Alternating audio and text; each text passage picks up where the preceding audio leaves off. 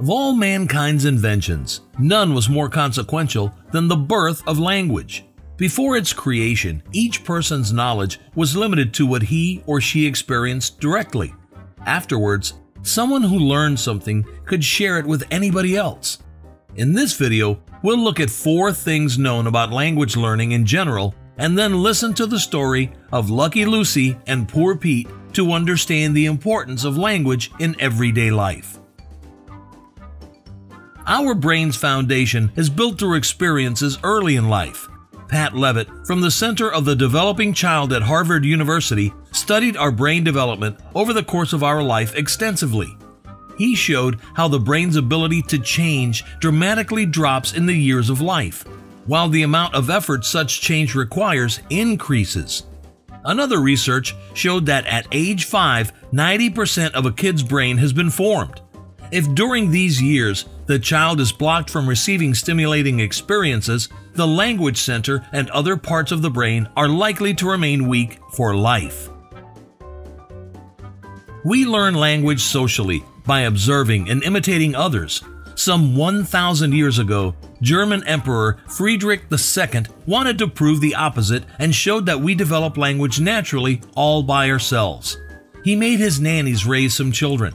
They were allowed to feed and clean them, but not to interact socially or ever speak a word. Not one child learned to speak, but instead, they all died. For the same reason, toddlers can't learn language via tape or technology. They need to be motivated through a human relationship. Then they pay attention and learn. Our language brain growth is strongest in year 1.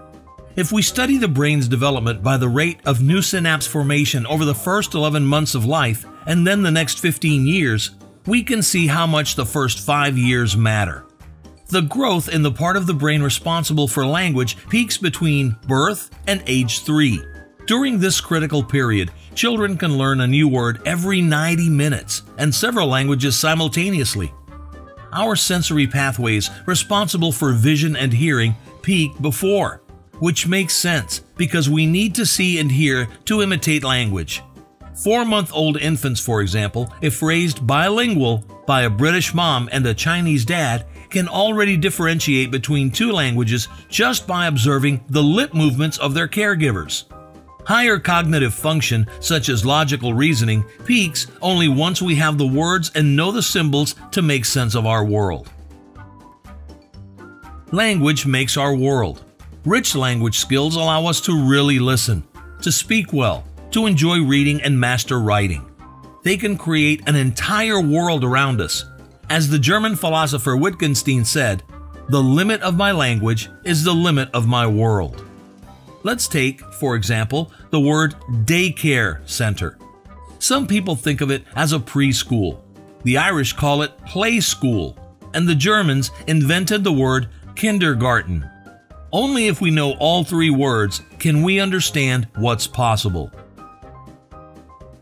Now, let's listen to the story about Lucky Lucy and Poor Pete, 2 children raised in 2 very different ways.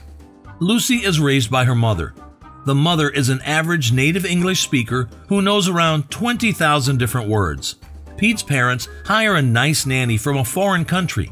Instead of speaking in her native language, the nanny is told to talk to Peter only in English. While her everyday English seems okay, she actually knows only around 5,000 words, 1/4 of what Anne's mom knows. Year 1 is when the language brain is developing the strongest. If Lucy is awake, half of the time her mom speaks, she will hear around 10,000 words per day and maybe 2,500 being directed at her. Directed language is what matters. Whenever her mom connects a word with an actual experience, Lucy learns its meaning. Peter hears English only when the nanny deliberately speaks to him, around 1,000 words a day. But not only is quantity lower, but also the quality. As the nanny is not fluent, there is a chance that many words come across broken. At their first birthday, both kids can say mama and papa. What we don't see is that Lucy actually already knows many, many words, even though she can't say them. But Pete's language universe is more limited. When Lucy and her mom look at picture books, her mom points out what they see. A little monkey is also a gorilla, an ape, a clever animal which uses tools, climbs trees, and lives with his mama and papa in the rainforest of Africa. When Pete looks at a picture book, his learning is limited by the language of the nanny. The same monkey is just cute and eats bananas. To compensate, he's given a language app. But as Pete lacks the foundation, he doesn't understand a word. To him, it's just a bunch of new sounds strangely connected to colorful characters. On their second birthday, Lucy knows already well over 200 words, the amount where children start to learn rules and apply grammar. Pete knows less. Sometimes he gets frustrated because he can't express himself. Lucy likes to go with her mom into the park. Sometimes they watch the old men play chess. She doesn't understand the game, but knows that there are pawns, rooks, knights, a queen and a king, a bishop and a horse. One day, she will learn the rules. It will be easy because she sees each figure clearly.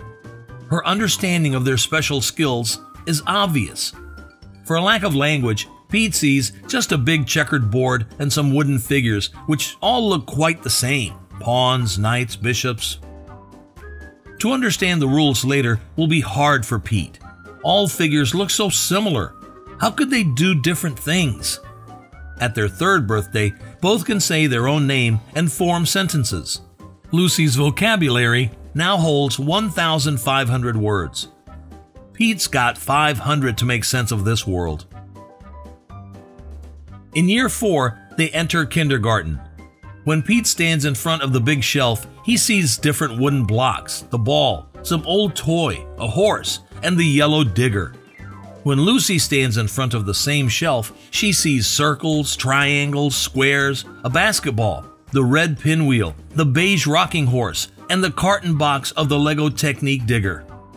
At playtime, Lucy understands what others are talking about and often takes the lead by suggesting a new idea. Pete often doesn't understand what she means. If the group discusses something for longer, he zones out because he has trouble following the conversation. By the end of the year, Lucy knows 3,500 words, where Pete only knows 1,000 words. Lucy now forms more complicated sentences in perfect grammar. In the evening, her mom reads bedtime stories to her. Words she's missing, she learns out of context. As a native speaker, the mom can raise and lower her voice, making the stories exciting. Fairy tales become alive in her head, and Lucy learns to imagine and to think creatively. Pete still speaks in more simple sentences, and his grammar is not perfect. When his nanny reads to him, the voice is more monotone. It's more boring, and paying attention is more difficult. Words he's missing often remain missing.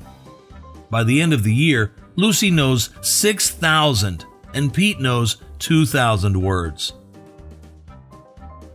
To understand why the actual difference in language abilities between the two is even larger than it seems, let's imagine that words are nothing but tools that help us uncode the world, form thoughts, structure ideas, and then communicate with others.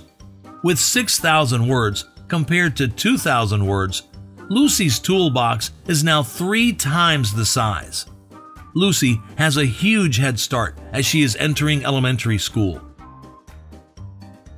Einstein, by the way, as a child, seldom spoke. One interesting anecdote goes like this. As he was a late talker and hardly spoke at the age of 7, his parents were worried and tried many things to get him to speak. At one point, they were afraid that he had learning disabilities. At last, at the dinner table one night, he broke his silence to say, "The soup is too hot." Greatly relieved, his parents asked why he had never said a word before. The young genius replied, "Because up until now, everything was in order." What are your thoughts about language learning? Can someone like Pete still catch up later in life? Or maybe find other good ways to express himself? Maybe our point of view is too narrow, and Pete and Lucy actually balance each other out with the different skills they have. Please share your thoughts in the comments below.